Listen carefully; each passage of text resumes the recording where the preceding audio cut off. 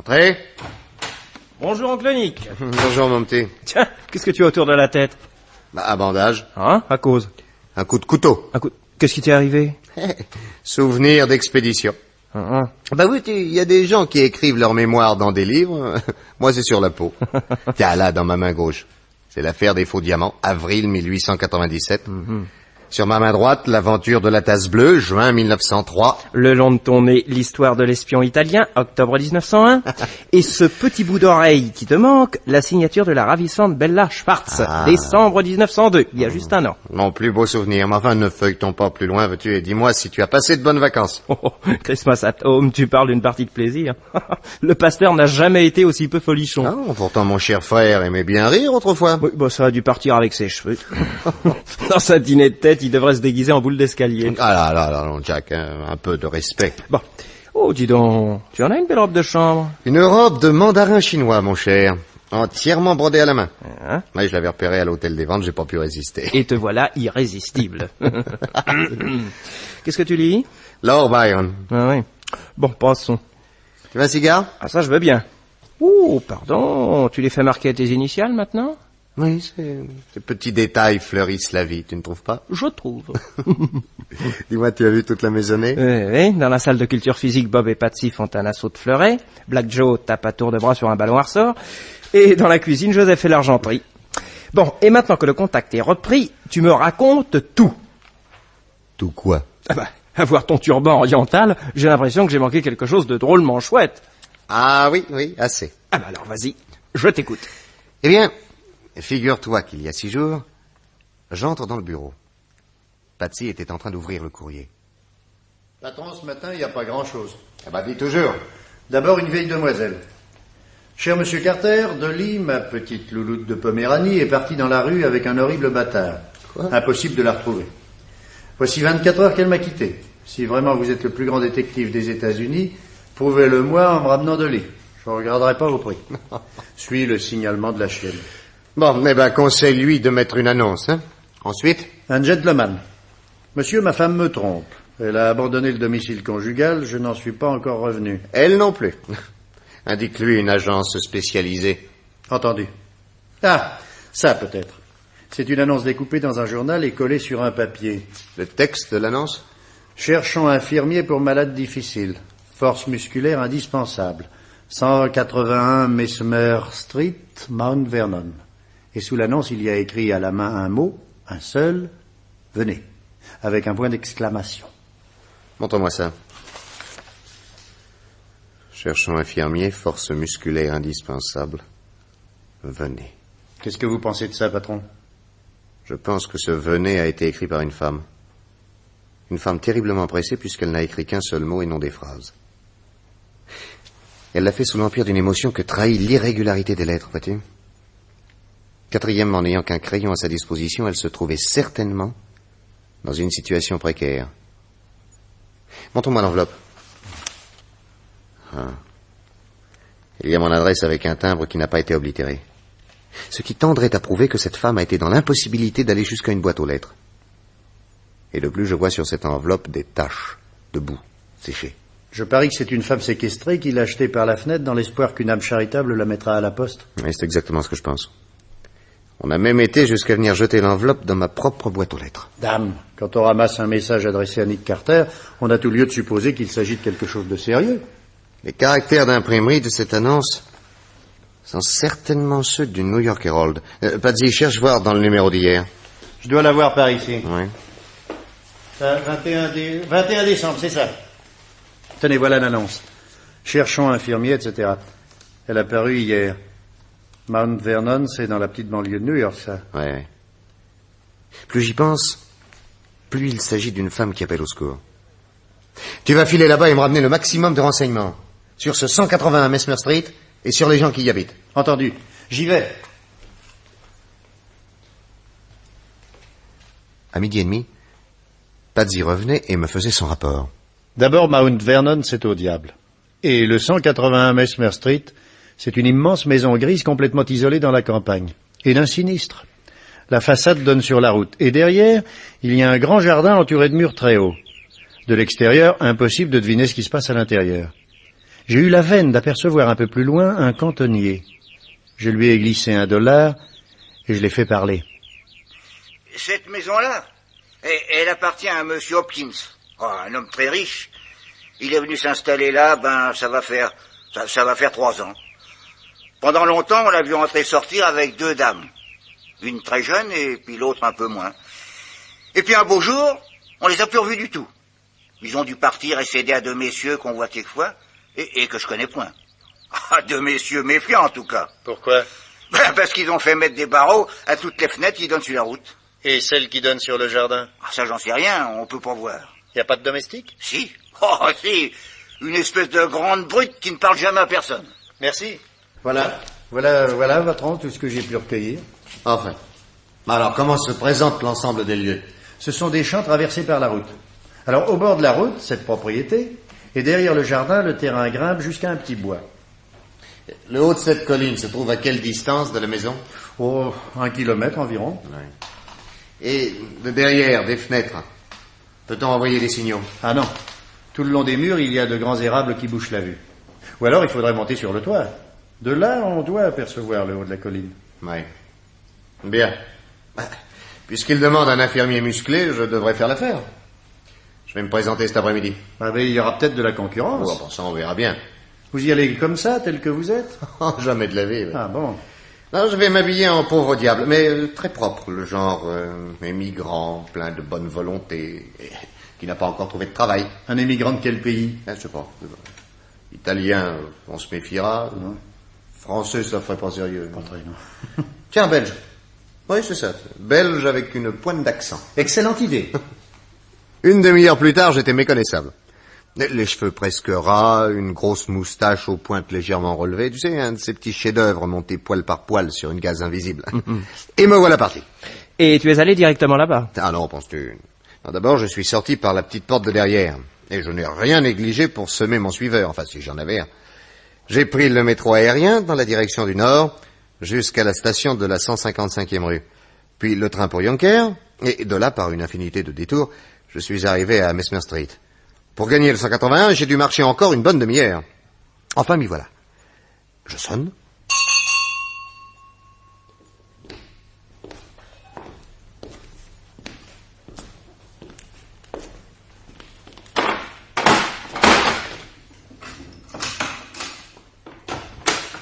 Qu'est-ce que vous voulez? Bonjour, monsieur. Je viens pour l'annonce du New York Herald. Trop tard. La place est prise. Oh, déjà?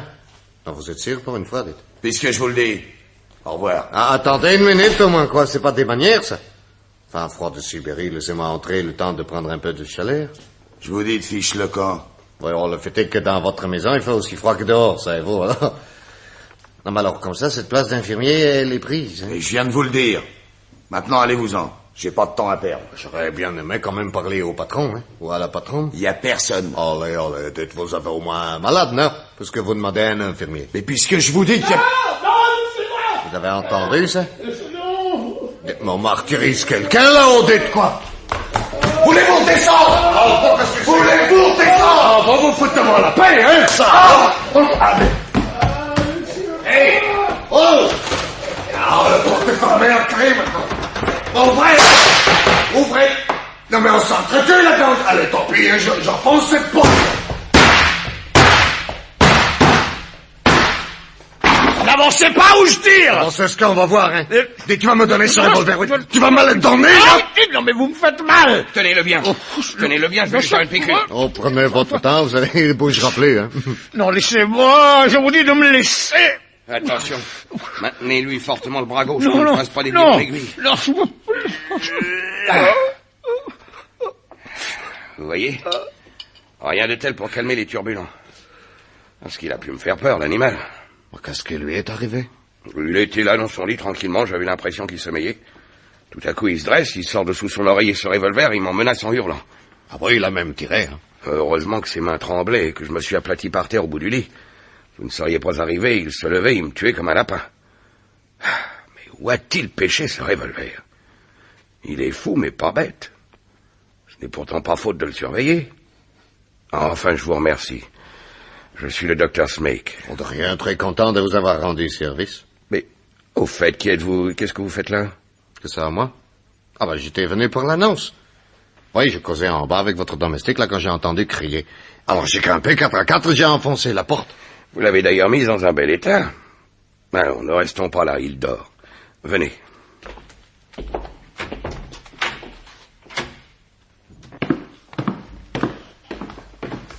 Eh bien, Sam. Qu'est-ce que vous faites par terre sur ce palier? Excusez-moi, mais il voulait m'empêcher de monter.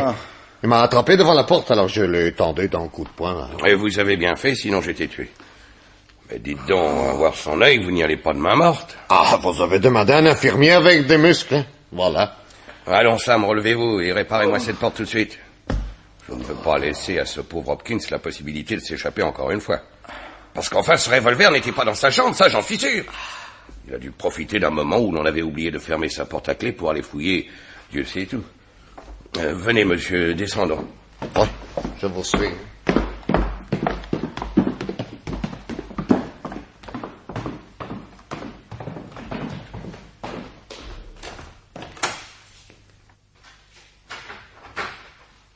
Tiens, bonjour, maître. Bonjour, docteur. Qui est cet homme? Ce gentleman qui venait d'arriver, je l'ai reconnu tout de suite. C'était James Coleman. James Coleman, ça me dit quelque chose, ça. Bah oui, l'avocat véreux de l'affaire Humphrey. Enfin, tu sais bien, c'est lui que j'ai fait mettre en prison. Ah, oui. Il avait fourni toute une série de faux témoignages, c'est ça? Oui. Il risquait purement et simplement les travaux forcés. Et puis tout d'un coup, je sais pas, il a bénéficié d'un non-lieu, grâce à des influences politiques. Ah, c'est un joli monsieur, mais particulièrement fort. Il ne t'a pas reconnu, j'espère. Oh non, malgré son regard terriblement inquisiteur, sans ça tu penses autrement. Il m'avait gardé une haine mortelle, rappelle-toi, tu sais, jurant qu'il aurait ma peau. Oui, enfin, tout le boniment habituel. Bref, tout en essuyant ses lunettes de myope, le docteur met ce Coleman au courant de ce qui vient de se passer, et nous entrons tous trois dans le salon. Qui êtes-vous? Je suis un migrant belge, j'arrive d'Anvers. Oui, je suis venu chercher fortune aux États-Unis, mais le travail, c'est bien plus difficile à trouver que je croyais. J'ai lu votre annonce et... Malheureusement, n'est-ce pas, maître, nous avons déjà retenu quelqu'un. En principe, oui. Mais rien n'est définitif, et si ce garçon me convient... Ah. Vous savez donc qu'il s'agit d'une place de garde-malade, disons plutôt d'infirmier. Oh, vrai. Vous avez vu mon pauvre ami, Monsieur Hopkins. Oui, Monsieur Hopkins est mon meilleur ami, mais avec lui, on est obligé d'avoir de la poigne. Non, pour ça, le docteur a constaté que j'étais pas emprunté. Pour ça, non. D'ailleurs, j'ai travaillé 2 ans à l'hôpital de Quebec. Ah, bah dans ce cas, je vous engage. Combien voulez-vous gagner? Bon, ça, je sais pas, moi, hein, dites. $3 par semaine, ça va? Logé, nourri? Naturellement. Oh, bah alors, ça va. Je commence tout de suite? Oui. Comment vous appelez-vous? Jeff Zébruge. Vous avez des bagages? Oh, ils sont pas gros, je vais aller les chercher, là. Inutile. Ah, bon, je peux bien aller... Non, restez ici. Je vais envoyer un commissionnaire. Ah bon? Tenez, écrivez ici votre adresse. Comme vous voudrez. Chez Madame Euke. C'est une compatriote. Numéro 23, 47e rue. Elle vous fera un paquet de mes affaires. Entendu. Maintenant, le docteur Smith va vous montrer votre chambre. Si vous voulez me suivre. Oui. Eh bien, ça n'a pas été long. Ah, pour ça, maître Coleman a la décision rapide. Il y a encore un étage.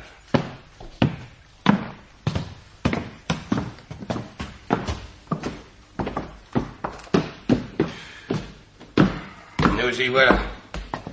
Entrez. Évidemment, ce n'est pas un palace. Ah bon, ça, chez nous, on appelle ça une mansarde. Et ce petit carreau là dans le toit, les Français, ils appellent ça une tabatière. Mais enfin, ça ira très bien. Vous avez un lit, une chaise, une table de toilette et une commode. Oui, c'est suffisant, c'est parfait. Pour le moment, vous allez rester ici. Quand j'aurai besoin de vous, je vous appellerai. Bon, en attendant, je peux faire un petit son, oui. Si vous voulez. Ah, ce que je suis venu de New York à pied, il y a une drôle de trotte, hein. Reposez-vous et à ce soir. À ce soir. En me disant à ce soir, il avait probablement l'intention de m'appeler pour le dîner, et puis de me demander de prendre la garde de nuit au chevet de son malade. Et il y avait quand même pas de temps à perdre. Avant de partir, j'avais demandé à Bob d'aller se poster dans un arbre, en haut de la colline, juste en face de la maison mystérieuse. Alors, par la tabatière, j'ai grimpé sur le toit, et j'ai développé ma longue vue marine en cherchant Patsy. Il était là, fidèle au poste. Lui aussi avait sa longue vue, et grâce à l'alphabet des sourds-muets, il a compris qu'il fallait tout de suite prévenir la mère Euke. La mère Euke. Celle dont tu as prouvé l'innocence dans le cambriolage de l'hôtel Waldorf. Oui, j'ai un peu partout, comme ça, des amis équipés pour me rendre service dans toutes les circonstances du métier. Ah, si je ne suis jamais pris au dépourvu. D'ailleurs, il était temps parce que la nuit tombait très vite. Et un quart d'heure plus tard, notre télégraphe optique aurait été impossible. Alors, je suis rentré dans ma mansarde, décidé à explorer la maison sans plus tarder. Je descends, et voilà qu'arrivé au palier du premier étage, j'entends des gémissements qui viennent de derrière une double porte. Alors c'est plus fort que moi. Je tourne doucement le bouton et je glisse un œil. Je vois une chambre luxueusement meublée. Des rideaux de velours rouge, des tapis d'Orient, des coussins, des lampes roses, des livres, beaucoup de livres. Une forte chaleur, une odeur d'encens. Et étendue sur une chaise longue, dans un merveilleux déshabillé blanc, une grande femme, très belle, avec de magnifiques cheveux noirs répandus sur les épaules. Qu'est-ce que c'est? Entrez. Excusez-moi, j'avais cru entendre... Entrez. Mais entrez, vous dis-je. Et fermez la porte. Qui êtes-vous? Je suis le nouveau garde malade. Ils vous ont engagé pour soigner mon mari. Ah oui, ça je suppose. Il est malade. Bien malade. Il va mourir. Heureusement que le bon docteur apaise ses souffrances, autant qu'il le peut. Pauvre Gérald. Il a tant besoin que l'on calme ses nerfs, que l'on mate ses instincts mauvais qui se précipitent et bondissent, comme des chevaux courant sur la plage, crinière au vent, le long des vagues qui hurlent dans la tempête. Il y a longtemps qu'il est malade comme ça?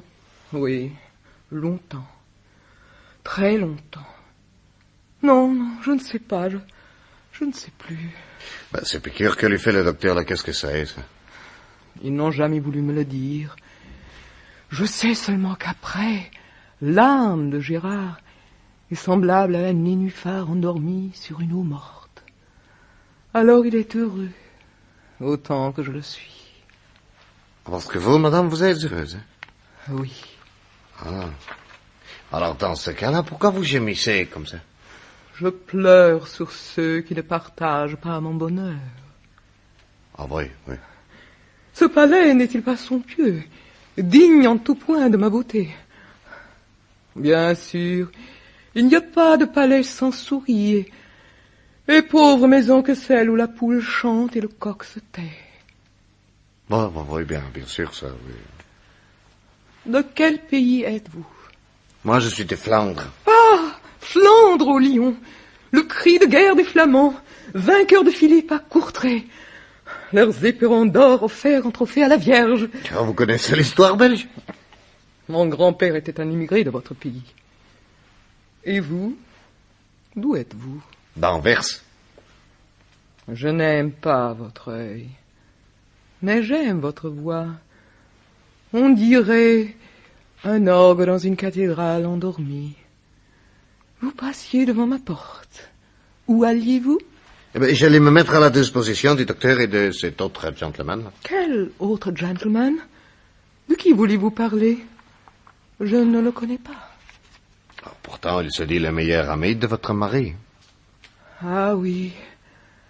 Parfois, j'entends sa voix, sèche, coupante. C'est lui? Pourquoi n'a-t-il jamais daigné venir me voir dans mon palais? Ce palais d'où je peux contempler le brouillard? Dites-moi, vous sortez quelquefois de cette maison? Non. Je suis trop heureuse ici. Vous allez au moins dans le jardin, non? Jamais. Sous chaque pierre, il y a un scorpion. Ah oui. Ah, mais je vois que vous écrivez beaucoup, là. Hein? Oui, des poèmes. Tenez, lisez. La vie d'un homme... Non, donnez, vous ne savez pas lire. La vie d'un homme entre ciel et terre passe comme le saut d'un poulain blanc franchissant un fossé. Un éclair, et c'est fait. C'est très joli, ça. Et Vous êtes seul ici avec votre mari? Non. Nous sommes 3. Ah. Mon mari, moi et ma solitude. Pas vrai, oui. Non, ben, si je peux vous être utile en quoi que ce soit, madame. Ma chambre, c'est la mansarde, tout en haut, là. Je monterai. Gravir des marches, n'est-ce pas déjà prendre le chemin du ciel? Ouais. Ouais, c'était une cinglée. Oui, mais pas dangereuse. C'est elle qui avait envoyé l'annonce? Non, quand elle m'a donné à lire son poème, j'ai vu que son écriture n'était pas celle qui avait tracé sur l'enveloppe le mot « venez ». Bah alors? Alors, je l'ai quitté. Et je me suis retrouvé sur le palier avec un bruit bizarre dans les oreilles.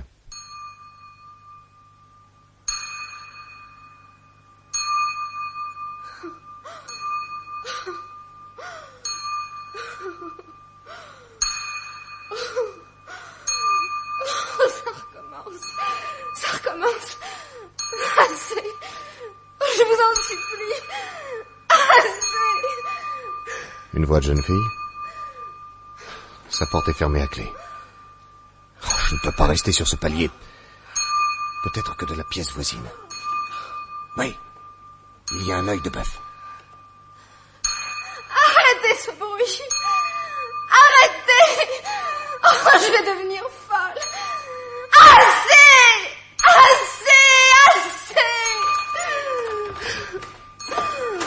Lisbeth, ma chérie, qu'avez-vous? Oh, ce bruit. Quel bruit?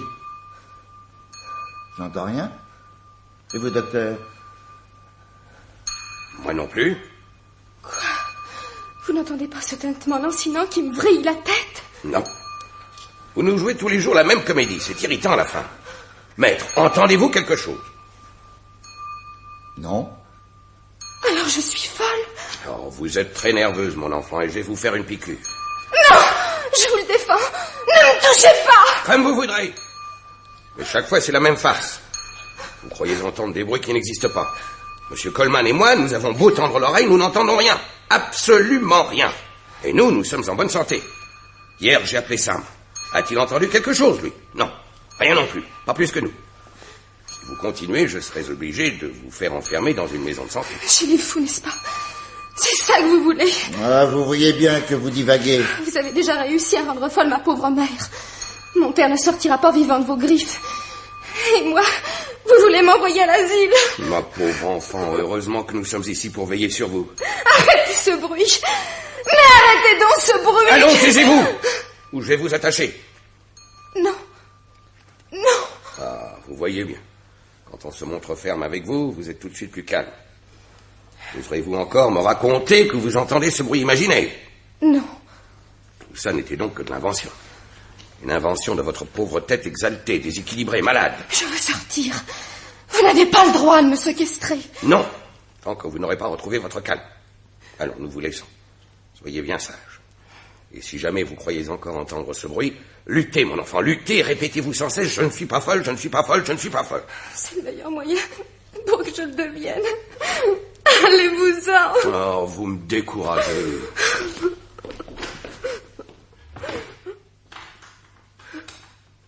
Les bandits. Il faut que je parle à cette petite. Il faut qu'elle sache que je suis là. Il y a une porte de communication. Fermée à clé, elle aussi, pardon. Voilà. Qui êtes-vous? N'ayez pas peur, je suis le nouveau garde-malade de votre père. Vous aussi, vous avez été engagé pour le torturer? Voilà. Écoutez, prenez ce crayon et écrivez-moi le mot « venez ». Quoi? Voilà. Bon, ça est bien votre écriture, ça. Je suis Nick Carter. Oh mon Dieu, vous êtes venu. Oh, je vous en supplie. Délivrez-moi. Délivrez-nous. Ainsi, la personne que j'ai vue tout à l'heure, c'est votre mère. Non. Ma belle-mère. Ma mère, à moi, je l'ai perdue à l'âge de 13 ans. Et mon père a épousé Lydie à 2 ans plus tard. Elle s'est montrée vis-à-vis de moi d'une bonté et d'une gentillesse extrême. Je l'adore. Il y a 1 an, papa est tombé malade. On a appelé un médecin. C'est le docteur Smeck qui est venu. Il a guéri papa tout de suite. 3 mois plus tard, il retombe malade, assez gravement cette fois. En 8 jours, le docteur Smeck le tirait de là. Alors papa, qui a toujours été un peu exalté, avouait une telle reconnaissance à son sauveur qu'il l'a décidé à abandonner sa clientèle et à venir habiter ici définitivement. Votre père a une grosse fortune? Je le crois. À partir de ce moment-là, le docteur a pris sur lui un ascendant qui a commencé à me faire peur. Et comment a réagi votre belle-mère? Violemment. Alors le docteur a entrepris de ruiner l'esprit de cette femme exceptionnelle. Peu à peu, probablement avec les mêmes moyens qu'il utilise aujourd'hui pour moi, il l'amenait à douter de sa propre raison. Il lui faisait aussi des piqûres qui l'affaiblissaient. Et un jour, l'œuvre a été accomplie. Ma pauvre Lydie a été devenue folle. Alors, sûr de ne plus rencontrer d'obstacles, le docteur a eu tout le loisir de s'occuper de mon père et de saper sa belle intelligence, lui inoculant au besoin des maladies pour avoir l'occasion de les guérir et de s'en glorifier. La folie de sa femme avait beaucoup affecté papa. Il était tombé dans une neurasthénie qu'entretenait et aggravait le docteur Smeck. Il avait de moins en moins de volonté. L'esprit toujours comme dans une sorte de brume. C'est alors qu'est arrivé ce Coleman. Mon père l'avait connu autrefois. Ils ont été heureux de se revoir, et de fil en aiguille, papa, se trouvant de plus en plus faible et obligé de garder le lit, lui a confié, sur les conseils du docteur, la gestion de ses intérêts financiers. Tout cela est le résultat d'un abominable complot. Cela vient certainement de très loin. C'est le docteur Smeck qui s'est présenté quand, dans cette maison, on a appelé pour la première fois un médecin. À votre avis, ce n'était pas un hasard? Non. Je suis sûre qu'il n'est qu'un instrument dans les mains de Coleman. Leur but? S'approprier l'argent de mon père, après m'avoir fait enfermer comme folle. Quand j'ai vu ce qu'il avait fait de Lydia, j'ai lutté. J'ai voulu appeler un autre docteur, mais mon père lui-même s'y est opposé. On a intercepté mes lettres. Et peu à peu, on a entrepris de me faire croire qu'il y avait une tare dans la famille, que mon cerveau n'était déjà plus tout à fait normal. On déplaçait des objets, me persuadant que c'était moi qui les avais changés de place. On me répondait à des phrases que je venais, paraît-il, de dire et dont, naturellement, je ne me souvenais pas. Et ce bruit, tous les jours, ce bruit infernal. Oh, rassurez-vous. Je l'ai entendu, ce bruit, moi aussi. Exactement comme vous. Oh, mon Dieu. Oh, vous me faites du bien. Il était temps que vous veniez. Je commençais à douter de moi. Je finirai certainement par découvrir le verre de cristal sur lequel l'un de ces 3 bandits frappe systématiquement pour vous inquiéter. Et encore une chose que j'aimerais savoir. Dites. Pourquoi ont-ils mis cette annonce? Parce que mon père a parfois des éclairs de lucidité. Et l'autre jour, il a sauté hors de son lit. Il a fait irruption dans une des pièces qui donne sur la façade. Il a ouvert la fenêtre et crié au secours. Un policier est venu. Le docteur n'a pas eu de mal à le persuader qu'on avait affaire à un fou. Mais le policier lui a reproché de ne pas se faire doubler par un infirmier. Il a conseillé de mettre une annonce et proposé d'en télégraphier lui-même le texte au New York Herald, depuis le poste de police. Le docteur et Coleman n'ont pas osé dire non, et hier, il est venu une 12aine de candidats. À tous, bien entendu, on a répondu que la place était prise. Moi, j'ai découpé le journal et j'ai jeté l'enveloppe sur la route en me fiant à ma bonne étoile. Mais vous, monsieur Carter, pourquoi vous ont-ils engagé? Ah, ça, je l'ignore. Mais je ne tarderai certainement pas à le savoir. Que dois-je faire? Ou ne rien changer à votre comportement habituel. Maintenant, il faut que je vous quitte. Ayez confiance en moi. Je vous suis si reconnaissante d'être venue. En sortant de la chambre de Lisbeth, je suis descendu avec précaution jusqu'au rez-de-chaussée. Dans le salon, Coleman et le docteur parlaient. Maintenant, occupons-nous de notre prisonnier. Quel prisonnier? Eh bien, Nick Carter. Il ne sait pas que je l'ai reconnu. J'ai donc un avantage sur lui. Cette nuit, on lui règle son compte. De quelle façon? Sam est un ancien boucher. Il sait se servir d'un couteau. Leur mansarde étant voisine, vers minuit, il sortira de sa chambre pieds nus et, en quelques secondes, le poulet sera égorgé. Et le cadavre, qu'est-ce qu'on en fera? On transportera dans une malle jusqu'au bateau de Stevens. Quand tu seras au large, il balancera le tout par-dessus bord et ni vu ni connu. Charmant. Tu n'as pas eu envie de filer? Ah si, mais je n'étais pas venu dans la maison pour ça. J'avais de nouveau un avantage sur Coleman. Je savais qu'il savait qui j'étais. Alors j'ai tout de suite arrêté mon plan et je l'ai suivi. Pour commencer, je suis entré dans la cuisine. L'air un peu idiot. Qu'est-ce que c'est? C'est moi, monsieur Sam. Je viens de faire un petit somme, là. Dis donc, je peux pas dire que ma mansarde soit bien belle ni bien gaie. Alors j'ai eu une idée. J'ai vu que sur le palier, là-haut, il y avait de vieux illustrés. Un journal du dimanche avec de belles couvertures en couleur. Je pourrais pas en prendre quelques-unes pour me mettre sur les murs, non? Ah, si vous voulez. Ah, je vous remercie beaucoup. Dites, vous n'auriez pas par hasard des petits clous? Parce qu'il faut tout de même que je les fixe avec quelque chose, ces images-là, hein? Regardez en bas de ce placard dans la boîte à outils, il y a des semences. Oh, vous êtes bien gentil. Je vous rapporterai ce que j'aurais pas utilisé. Ah ben, j'espère bien. Oh, dites donc, monsieur Sam. Pour enfoncer les semences, on peut se servir de son pouce, bien sûr. Mais je crois qu'un marteau, c'est tout de même plus commode, hein? Ne serait-ce que pour frapper sur le pouce. Prenez le marteau et fichez-moi la paix. Bien, bien, je me sauve. Merci, hein? Je remonte dans ma mansarde et je garnis les murs de superbes illustrations en couleur. Je glisse dans ma poche une vingtaine de semences et je redescends à la cuisine pour rendre le sac et le marteau. On m'offre à dîner, mais je refuse, prétextant une migraine. Sur quoi le docteur me dit, alors montez dans votre chambre et dormez bien. Je remonte, mais avant de fermer la porte, je dispose par terre plusieurs rangées de semences, la pointe en l'air. Et à minuit, j'entends Sam pousser les cris de douleur prévus. Aïe! Qu'est-ce que ça est, ça? Oh, monsieur Sam, mais qu'est-ce que vous arrive, là? Ah, je me suis entré des clous dans les pieds. Des clous, comment ça? Ah oui, il a dû tomber quelques semences, là. Le sac que vous m'avez confié, il était un peu crevé. Attendez, je vais vous soigner. Des clous dans la plante des pieds, ça est malsain, hein? Dites, vous voulez que je vous porte jusqu'à votre lit, non? Mais qu'est-ce que vous alliez d'en faire, là, avec ce grand couteau? Oh, cherchez un bout de ficelle dans le grenier. Eh ben, allez, je vous ramène dans votre chambre. Venez, appuyez-vous sur moi. L'âtre, me sert rien, allons. Le lendemain, la journée se passa sans incident.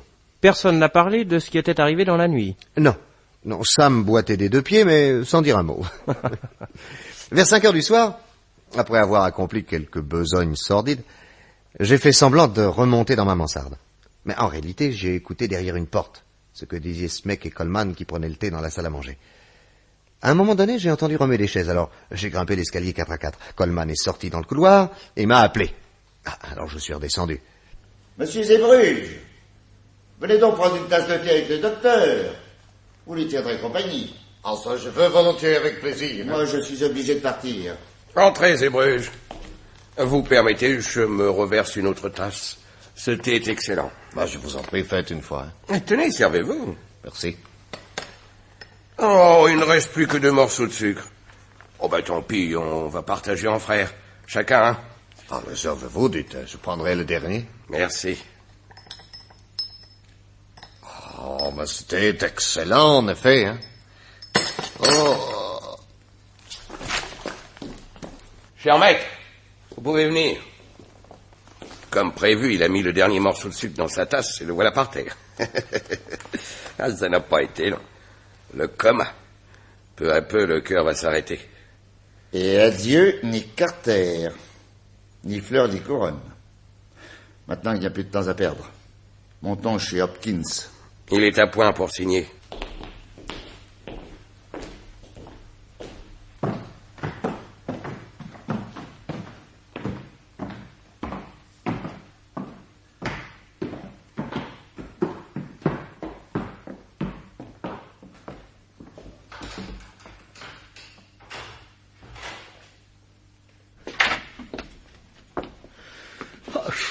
Qu'est-ce que vous me voulez encore? Et prendre de vos nouvelles, mon bon ami. Votre pouls est bien rapide. Que... Je vais vous faire une piqûre. Non, je ne veux pas. Dois-je appeler l'infirmier pour qu'il vous tienne? Comme il a fait hier quand vous avez essayé de me tuer? Non, pardonnez-moi. Alors tenez-vous tranquille. Mais Vous m'empoisonnez. Ne dites pas de bêtises. Là. Vous sentez-vous plus calme? Oui. Êtes-vous décidé à m'écouter? Oui. Je veux vous parler de votre femme et de votre fille. Les malheureuses. Vous êtes un homme courageux, Hopkins, et vous avez toujours su regarder les situations en face. Votre cœur est très faible, et d'un moment à l'autre, vous pouvez manquer à ceux qui vous sont chers. Je sais, oui.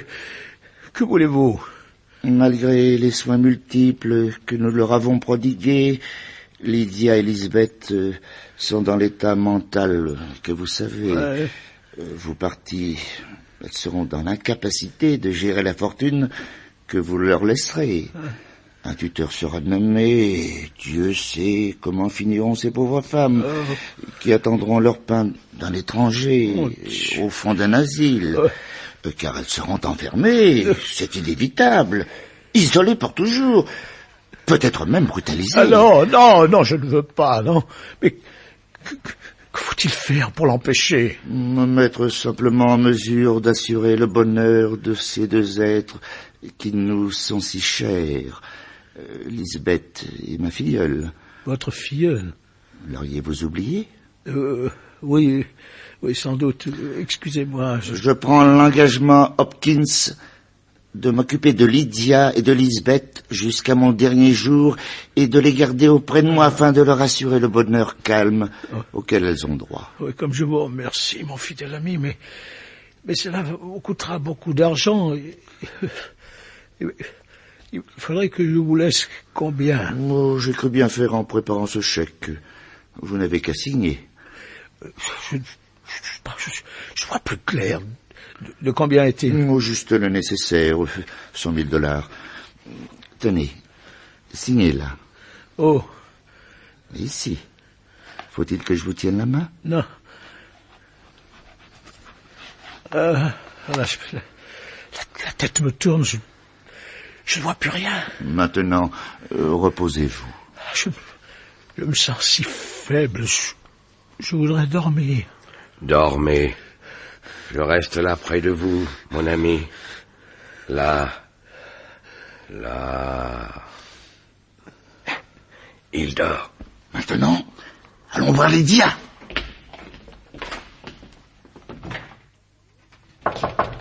Entrez. Alors? C'est fait. Il a signé? Oui. De combien le chèque? 500 000 $. 500 000 $. Toute sa fortune? Oui. Et le chèque est à ton nom? Oui. Oh, mon chéri. Ça n'a pas été trop difficile? Grâce à moi, le fruit était mûr. Il n'y avait plus qu'à le cueillir. Enfin. Oh, mes amis, je commençais à en avoir assez de jouer les folles pour démoraliser cet imbécile et cette petite oie. Dès qu'il sera mort, nous ferons fermer la fille. Et nous nous marions. Mon amour, fais voir le chèque. Voilà, tiens. 500 000 $. Oh, je crois rêver. Allez, maintenant, redescendons sur Terre et occupons-nous de Nick Carter, vite. Il est mort? Oui. Erreur, cher ami. On les mains. Nick Carter. Eh oui. Le premier qui bouge, je le descends. J'ai 2 revolvers et je tire très bien aussi de la main gauche. Ah bah, vous en faites des têtes. Ah, dame. Figurez-vous que j'ai tout entendu quand vous preniez le thé dans la salle à manger. Pas assez méfiant, messieurs. Vous me destiniez le dernier morceau de sucre qui était empoisonné. Seulement voilà, tant que j'ai été chez vous, je n'ai rien mangé. Non, vous aviez un petit côté Borgia qui me coupait l'appétit. Mais pour tenir contre la fatigue, je grignotais des morceaux de sucre. J'en ai toujours dans ma poche.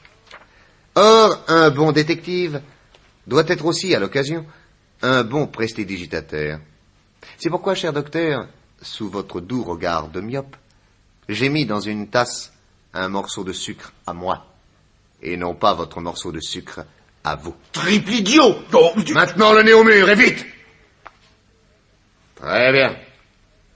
Ce matin, j'ai trouvé dans la maison des cordes, dont je me suis fait 3 lassos. Je vais vous ligoter chacun l'un après l'autre, et à distance. Le premier qui fait un geste est mort. Est-ce qu'on va voir, salaud? Hors d'usage, monsieur Coleman. Maintenant, pour aller plus vite, chère madame, et vous, docteur, placez-vous dos à dos. Oui. Un lasso pour 2 suffira. Attention, je commence. Premier anneau de corde à la taille.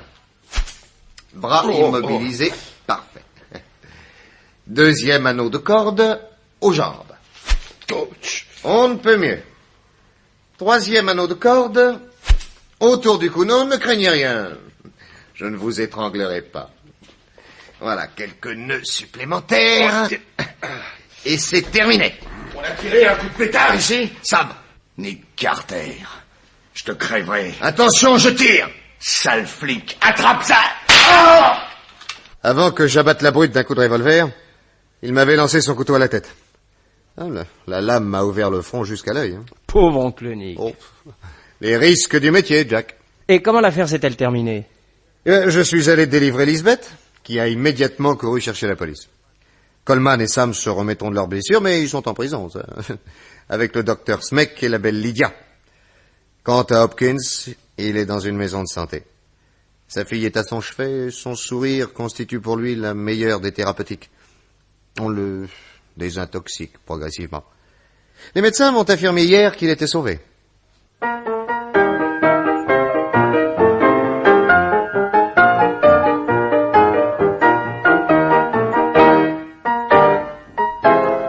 Dans la série Les exploits de Nick Carter, le détective américain, vous venez d'entendre La Maison de l'Angoisse, texte de Jean Marcillac. C'est une production de Maurice Renaud. Chef opérateur du son René Cambien, bruitage Géo Valery, assistante Odette Brianne, réalisation Gilbert Cazeneuve. Avec dans le rôle de Nick Carter, Michel Gatineau. Hopkins, Henri Wilbert, Dr Smeck, Jacqueline, Sam, Henri Janik. Et Jacques Couturier, Valé Valdy, Pierre Ferval, Vera de Reynaud et Christiane Lasquin, Lisbeth. Jack Carter, neveu de Nick Carter, le récitant, Pierre Pernet.